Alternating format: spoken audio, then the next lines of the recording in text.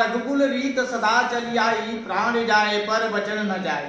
बच्चा बच्चा जय जय श्री राम।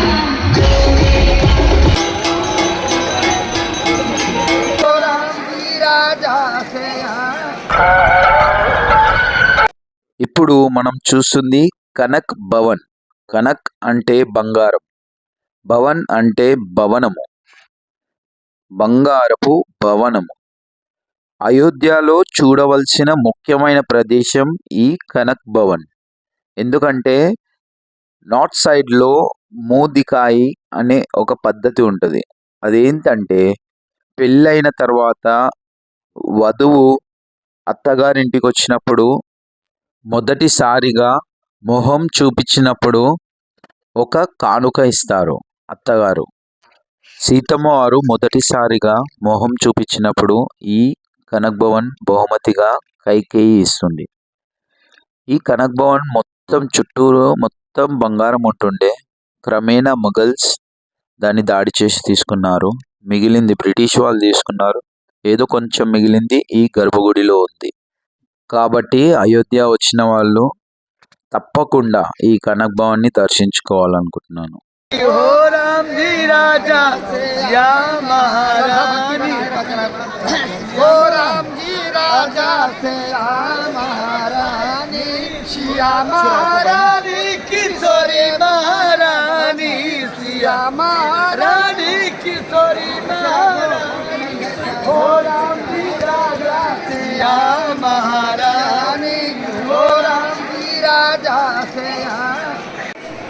శ్రీరామ్ हरे हरे हरे कृष्ण जय राम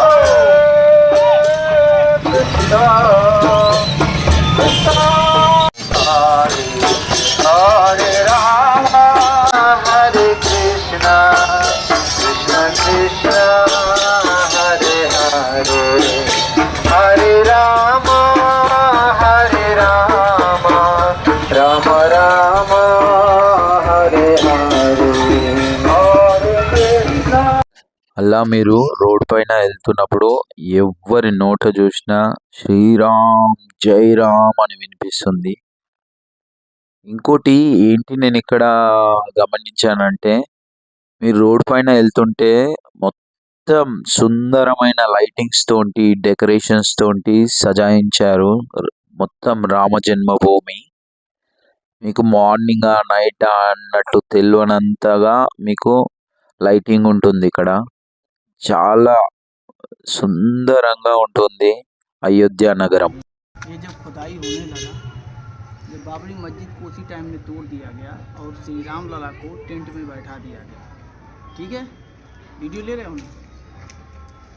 उसके बाद सुनिएगा, उसके बाद जब अंदर खुदाई हुई तो ये लेटे हुए हनुमान निकले अंदर जो लेटे हुआ हाँ, और इसको सर्च किया गया जब इसके बाद 3,500 साल पुराने 3,500 साल पुराने अवशेष निकले इसमें से। మన గైడ్ చెప్పే ఆ 3,500 సంవత్సరాల లేటే హనుమాన్ ఇదే విగ్రహము. ఇక్కడ బయటకు వచ్చిన తర్వాత మనకు రాముడు, లక్ష్మణుడు, సీత, భరతుడు ప్రతి ఒక్కరి దర్శనం జరుగుతుంది. అలా మనము అయోధ్య గల్లీలో వెళ్తుండగా ప్రతి ఒక్క అడుగున మనకు రాముని యొక్క చరిత్ర కనిపిస్తూనే ఉంటుంది. ఇప్పుడు మనం చూడడానికి వచ్చింది ఇది వచ్చేసి సీతా రసోయి. సీతా రసోయి అంటే సీతమ్మ వారు వంట చేసిన స్థలం ఇది. చూడండి.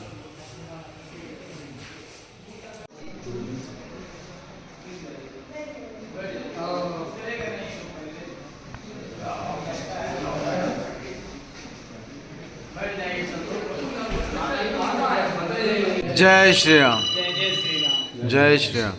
जब जनकपुर से श्री रामचंद्र जी शादी करके आए तो माता सीता जी की डोली पालकी यहाँ पे उतरी।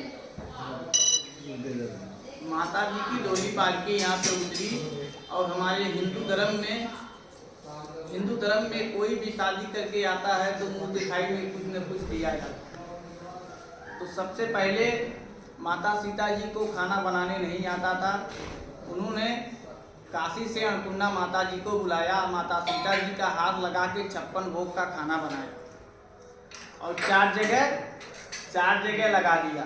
सबसे पहले कौशल्या माता ने खाया और माता सीता जी का मुंह देखा, मुंह दिखाई में कनक महल गया।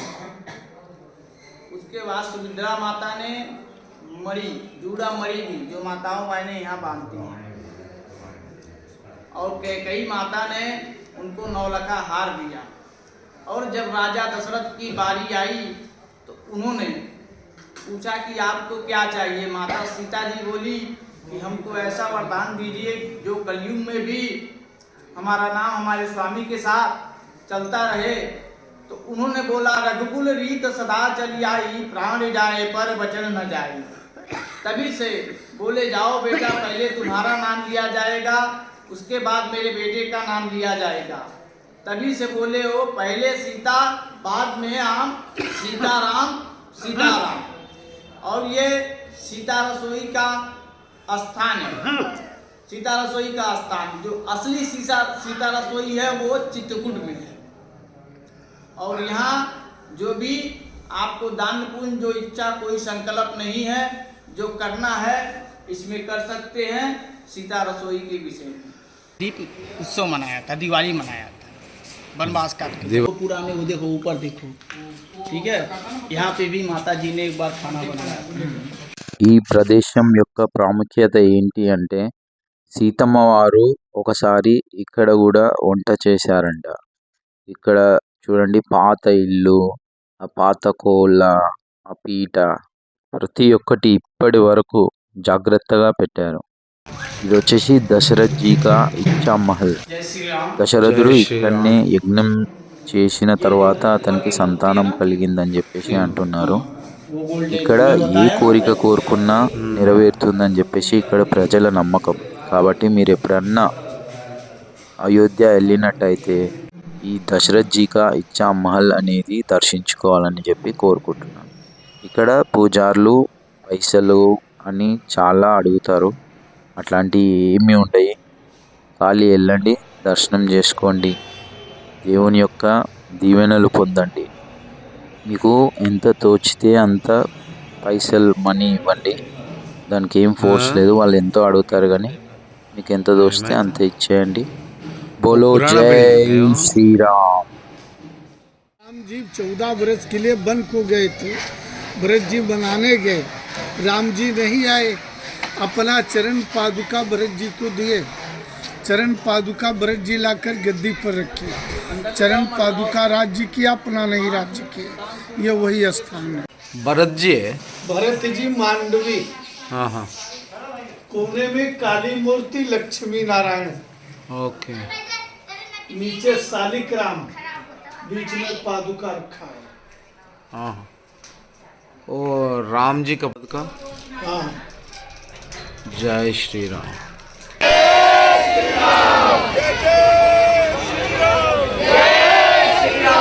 मोदी जी को जय श्री राम, जय श्री राम, जय श्री राम। मोदी जी को जय श्री राम, जय श्री राम, जय श्री राम। योगी जी को जय श्री राम, जय श्री राम, जय श्री राम। योगी जी को जय श्री राम, जय श्री राम, जय श्री राम। मोदी जी को जय श्री राम, जय श्री राम, जय श्री राम। योगी जी को जय श्री राम, जय श्री राम, जय श्री राम। जय श्री राम, जय श्री राम। भारत माता की जय, भारत माता की जय। वंदे मातरम, वंदे मातरम, वंदे मातरम, वंदे मातरम। जय श्री राम, जय श्री राम।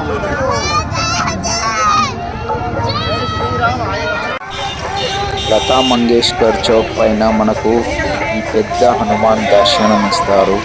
ఇప్పుడు మనం వెళ్తుంది రాంపైడి.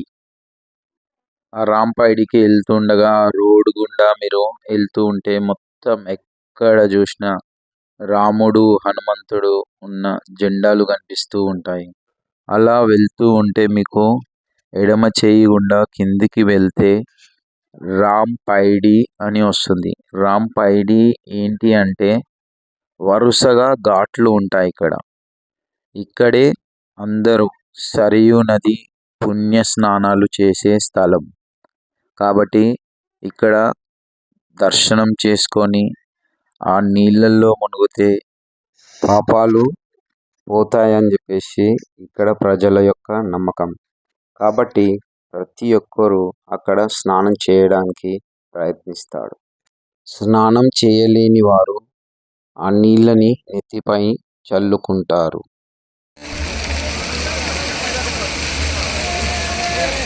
ఇక్కడ మనకు స్క్రీన్లో రామాయణం చూపిస్తారు. చిన్న చిన్న బిట్స్లో మొత్తం రామాయణం వరకు కవర్ చేయొచ్చు.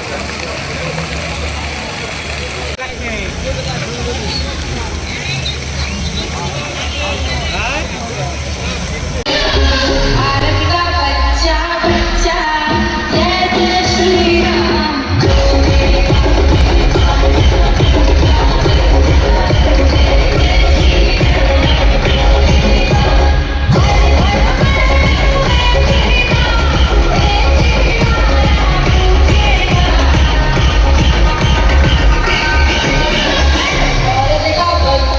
बच्चा जय जय श्री राम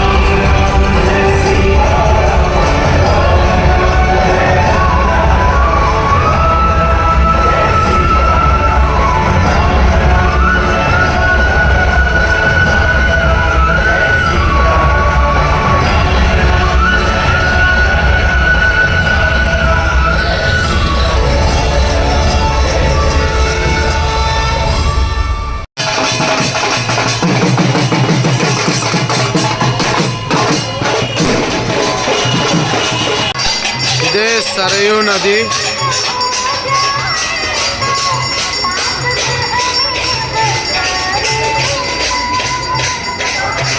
చాలా పెద్ద నది ఇది.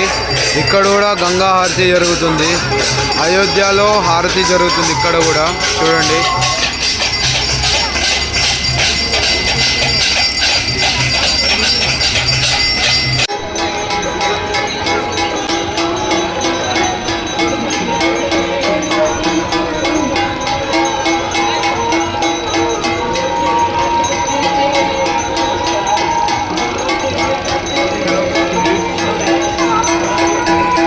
ఇదే సరయూ నది. సరయూ నది పైననే సరయూ అమ్మవారికి హారతి జరుగుతుంది.